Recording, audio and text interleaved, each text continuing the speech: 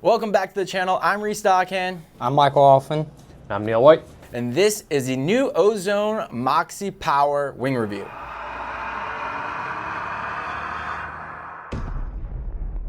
Welcome back. This is the new Ozone Moxie Power 2, kind of geared towards new schools and students learning to fly an A-rated wing. It's supposedly lighter, it's got winglets, brand new colors from Ozone, some exciting new features that we are going to test in this video. Right, yeah, it's got the winglets. Like Ozone is really moving towards the adding winglets on everything because they work. It adds so much stability with all of these different wings. Like we were just flying I flew the Viper 5 and the Viper 6 yesterday, and it was stunning how much more stable the Viper 6 is compared to the 5 because of the winglets. But also it still has the roll and all that stuff. But with this Moxie here, now we got winglets on this. It is super, super stable. And I like to think, Mike, what is your normal wing day to day? I'm coming on my second year of the Mojo, so been flying that for a while. The Moxie's very similar, I'd say probably even more forgiving than the Mojo. I mean, it's very stable. I like it a lot. Like Neil said, the winglets, I mean, that just makes it, looks better, but that helps with the stability of it. It's taken me a little bit of time to kind of get used to the new pattern. Honestly, I didn't really like the new Ozone pattern at first, but over time, now that it's kind of been around, it's out there, like I really like it. It's just a clean, competitive type of look to it, you know. It's definitely a fresh look. Right. There's all the other wings out, like other wings that remind me of Charlie Brown's sweater. They just look ridiculous, but like this looks modern and clean, and yeah. And of course, if you can put your own twist to it, adding your own custom colors. Right, yeah. You can do custom. I don't know if the Moxie has custom colors available or not. It probably does. It probably does. But yeah, that's what they're targeting is primarily school use, and of course you could buy it and use it as your A wing. That you take it out and beat the crap out of it and really hone your techniques and stuff like that, because it is super, super forgiving. Like I was, a couple foot off the ground really trying to stall it, and it was not like you would have to take a wrap and go as hard as you can to stall it. It's very, very forgiving. Let's try to rein this in and do a little bit of a comparison, right? Let's talk about our wings that we normally fly and some features that we notice while flying the Moxie. I fly the Spider 3 22 meter, very lightweight fabric, easy to inflate, little spicy in handling, and very fast and efficient. I love that wing. It does have a bit of a tendency to oscillate with hands off. When I flew the Moxie, it was incredible what the winglets can do to dampen that roll oscillation. It's a little slower. I actually flew the 29 meter first, which was a bear to get up and no wind. It was a huge challenge coming from inflating a Spider 22 to now a 29 meter Moxie. Yeah. So I don't know if that was a fair comparison. On a no-wind day, it's humid out, so the wing is wet. Big 29 meter wing, yeah. And then you're used to the Spider, which takes very little effort. A small Spider at that to come up. And normally I fly a Viper XC 18 meter, so that's a whole different animal though. The Moxie is a student wing. That's what you're going to be learning on. So it's built to be very forgiving. And this morning took out 24 meter Mojo Power 2 and the 24 meter Moxie Power, and literally flew them back to back 2-3 different times, and just to kind of get the feel for what the major difference was. And I think everybody's kind of looking for a easier to launch wing than the Mojo. Mojo's kind of known for being a bit more of a challenge to launch.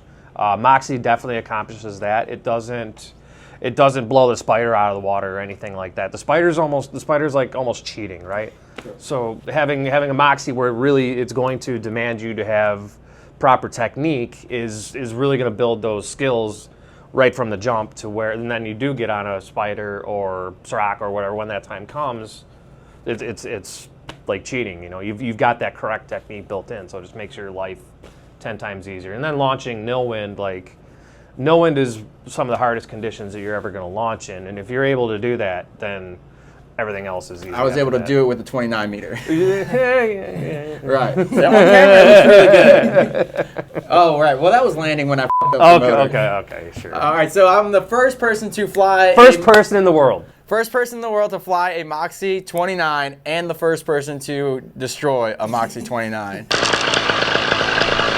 Gonna overshoot it.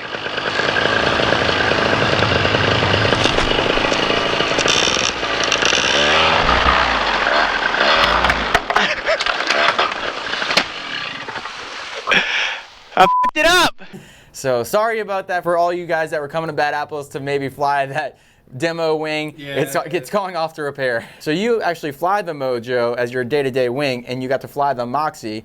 Were there some similarities, whether it was the trim range or the complexity of the risers? I'd say the risers are about the same as far as the complexity. You know, it's simple, easy to figure out what is what. But yeah, like you said, easy to launch. Definitely easier than the Mojo.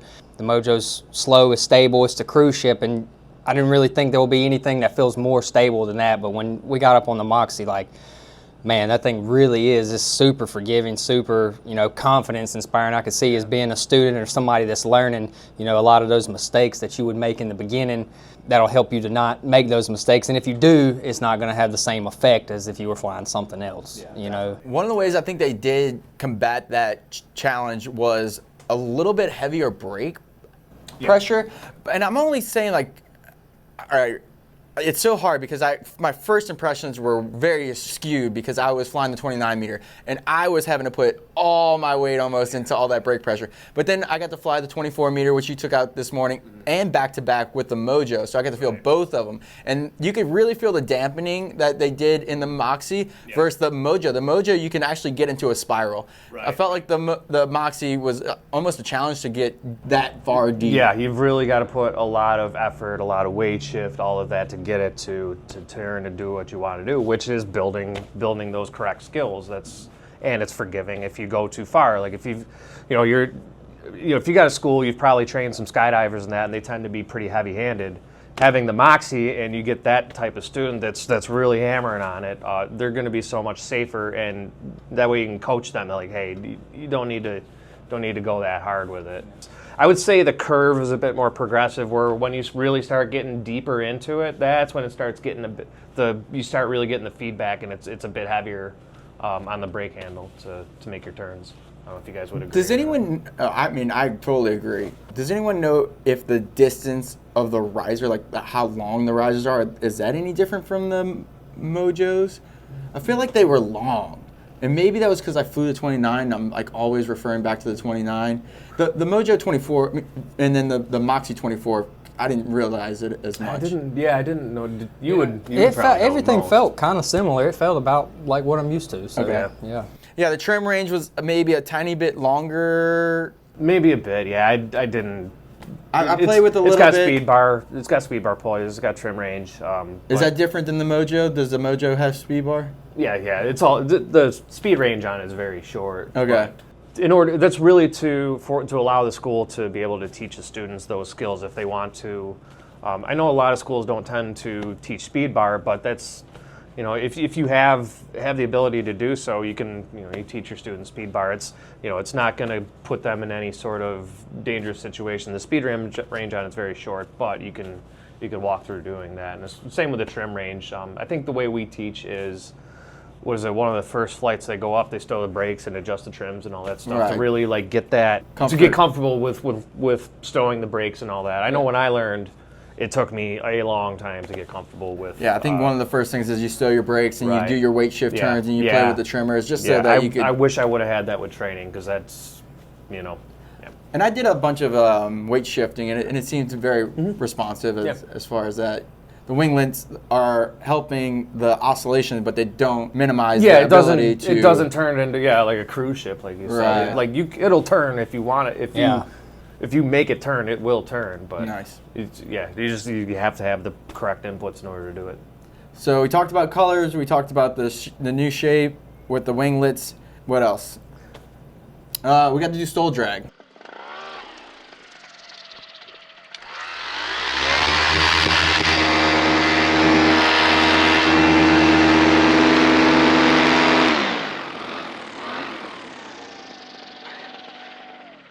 Oh my gosh! I landed dead in that hole. So this is kind of a unique way of testing a brand new wing. So straight coming off of blowing up the 29 yesterday, let's push the limits even further with stall drag, which is something that Neil has developed where two pilots take off simultaneously from a start line, go to a finish line, and land as fast as they can. And there's some points in there. We'll do a whole video on that coming up. and maybe introduce that at Bad Apples. If you guys are gonna be at Bad Apples flying coming up this weekend, we might do a demonstration on that. We did a side-by-side comparison, inflating the Mojo next to the Moxie, taking off, landing. The Moxie, I could feel already, was mega efficient on the inflation compared to the Mojo. A lot of that could probably be seen in the video.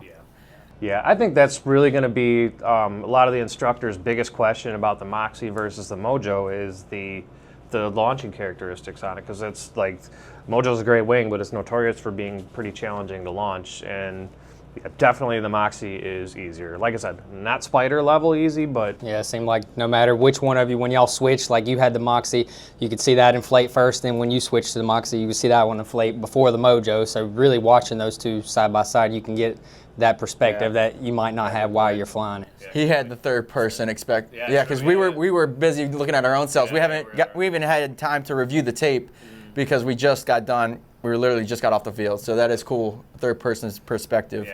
Yeah, I really do. It's definitely easier for sure. And I came off the ground incredibly quick. You've seen that. And I was like, okay, I'm flying the smaller propeller on the Atom 80, and I'm on the efficient wing, and I came off the ground quick because part of the stall drag is you get points if you come off the ground first, and I was hovering above the ground by inches, and I was like, I trust this Moxie already. Yeah, Reese was cutting grass for Yeah. sure.